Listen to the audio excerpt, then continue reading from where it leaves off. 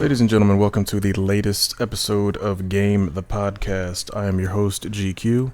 Today we're going to be talking about one of my favorite topics. We're talking about video games, and we're going to be talking about video game collector's editions. But before we get to that, we're going to ask you to email us, gameshowchat@gmail.com. Follow us on Twitter @gameshowchat. Check out the Instagram pics, Game Show Pics.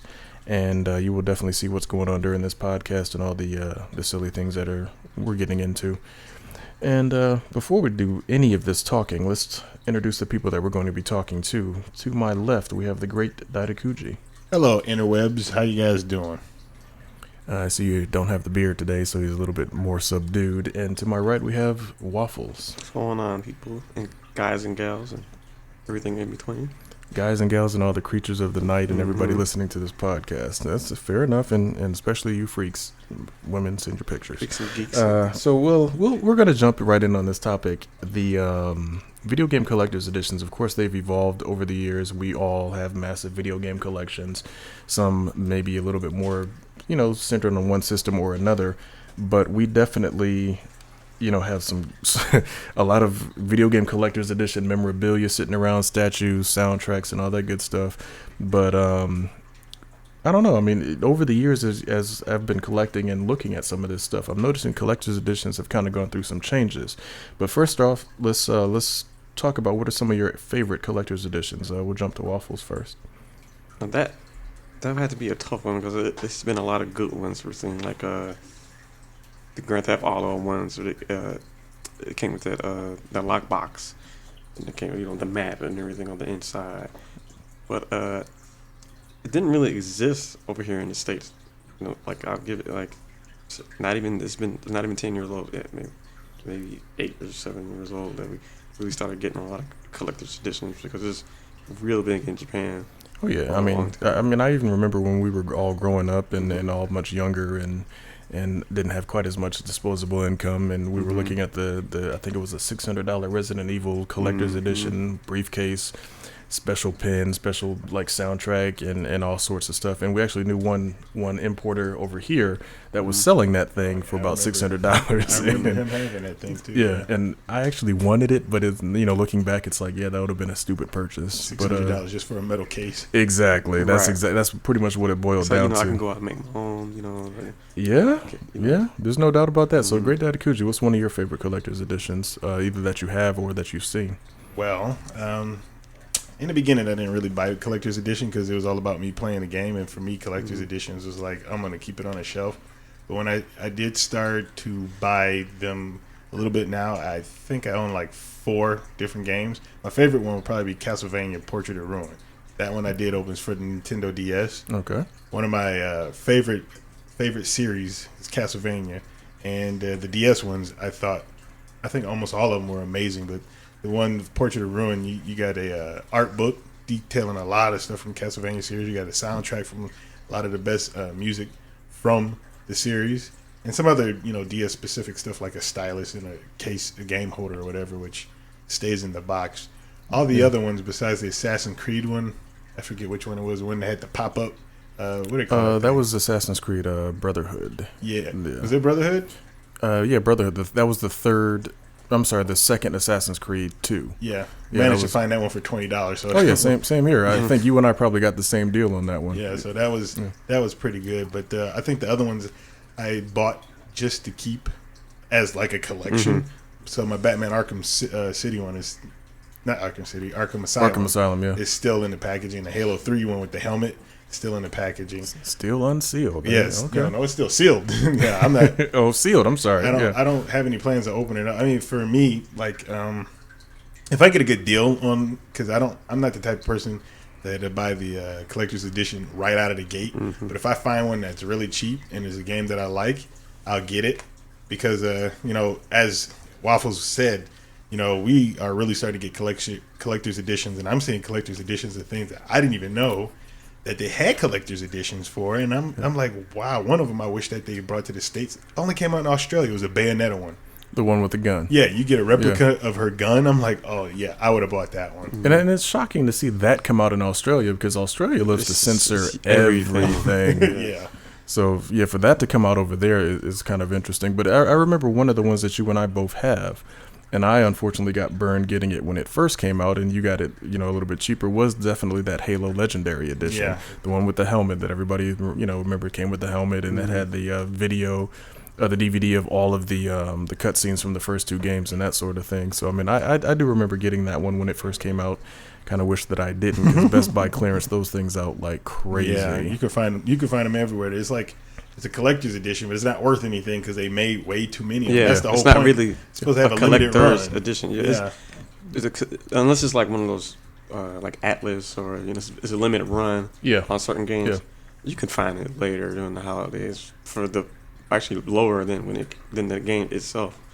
A couple of months Oh, later. there's no doubt about that, because even though I've owned the game and we all got the game on that same $10 deal for Injustice, I found I guess technically it's not a collector's edition, it's more like the battle edition or whatever they want to call it, because it came with the joystick. Like the joystick, yeah. But I got that for cheaper than, like you said, for the game, and I'm like, look, it came with a good fight stick, so I'm like, I'm definitely going to jump on that. Because you have more fight sticks than I do, definitely, Waffles. But I mean, I like having fight sticks for my systems because to me that's the only real true way to play a fighting game is with a fight stick. So to get and that one actually had the LED light pattern, and so it was actually a really good deal. One of my favorite collector's editions out of everything I have would probably have to be. I was gonna say the Batman Arkham City one, but the problem I have with that one is the statue is so small by comparison to the Gears of War 3 collectors that I got. Now, I got that one lucky, again, way after it was on sale and all that other sort of thing. But it came with that really cool statue of Marcus Phoenix. It had a very intricately laid out version of the retail game package. And so it was actually really kind of cool to have that one. One of the ones that I, like you said at the top of the show, would have loved to get was the Resident Evil one back then. But again, I'm not paying $600 for a metal case. right. I tell you, I wish I would have got the other Gears of War one. I think it was for Gears of War 3, where you actually got a replica of the gun. What they call it? The chain gun or whatever.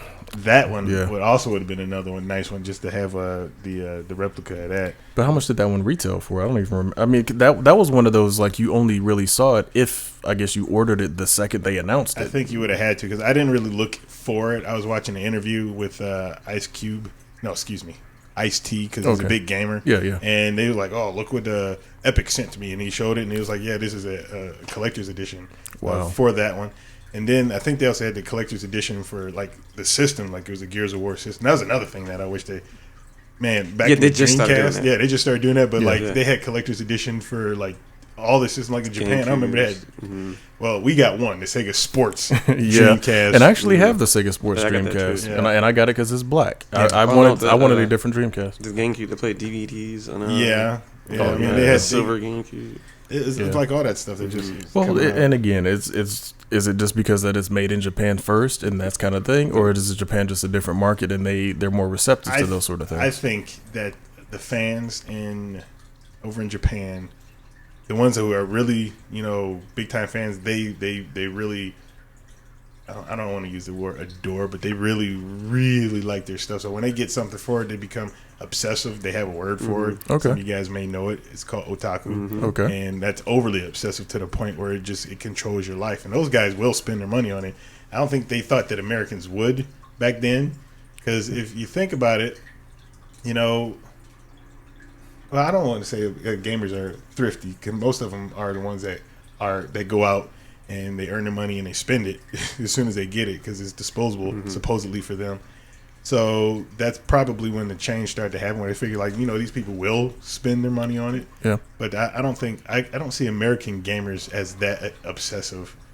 Well, and that's true. I mean, because like you said, I mean, case in point is our collector's editions. Usually you find them eventually in the bargain bins and you can get them cheaper.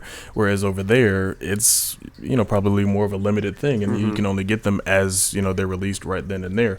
I think one thing I would like to see with the collector's editions over here, and some of those things that we are seeing advertised that are still, only available in Japan or only available maybe in Europe, is make it so if people really want to get a hold of it over here, and if they pre-order it, that the pre-orders are your numbers that you need to know exactly how many of those things you need to make for that particular market. So make it, if you don't pre-order it, you won't get it. That sort of thing for some of those more limited things. Because actually, one of my other favorite collector's editions was that Batman Arkham Origins that came with that huge statue of the Joker and some other memorabilia.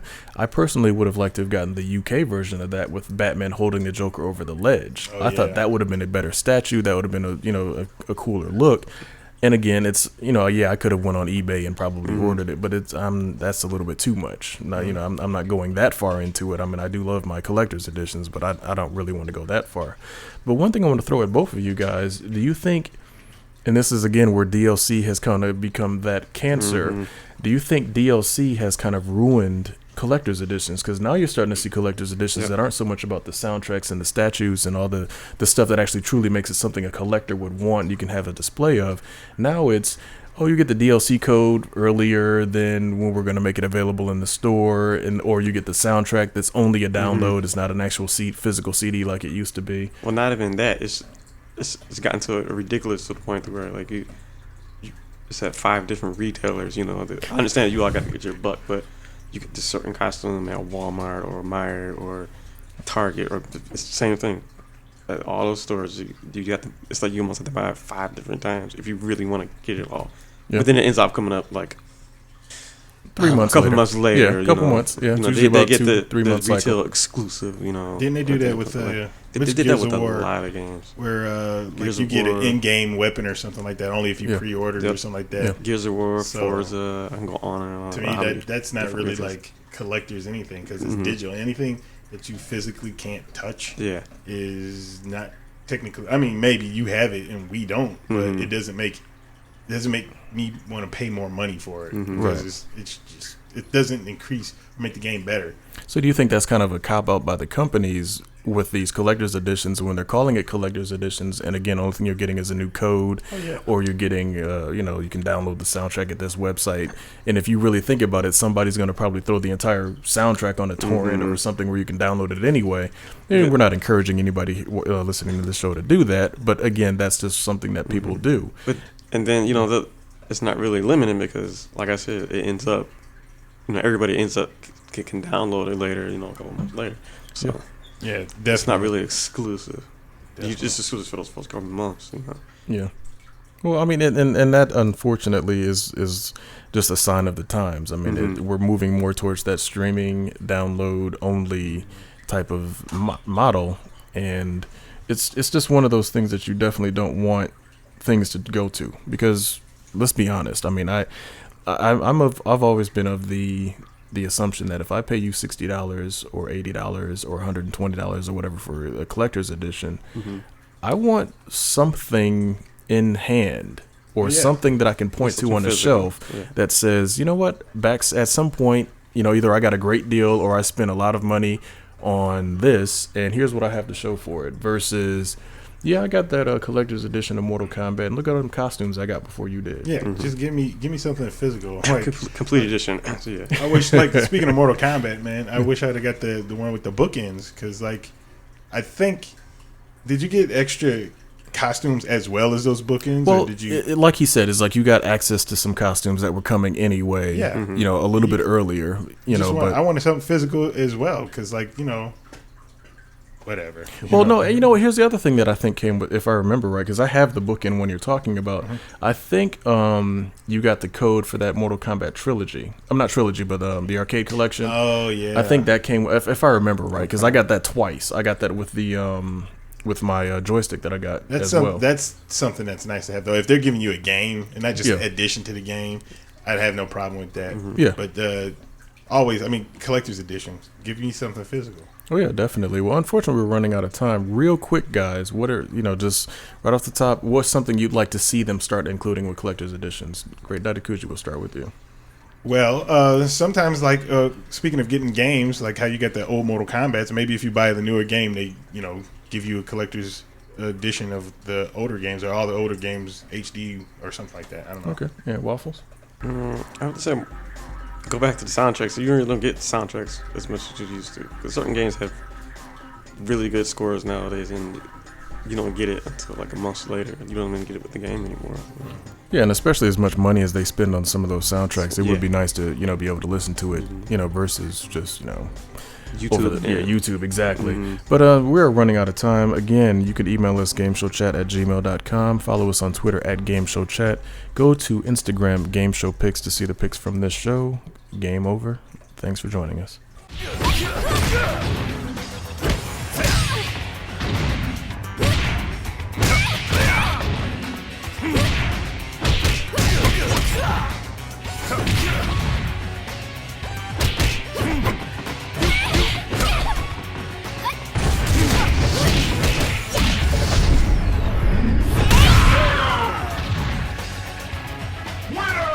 You know, you're supposed to watch your opponent when you fight. Culture Junkies!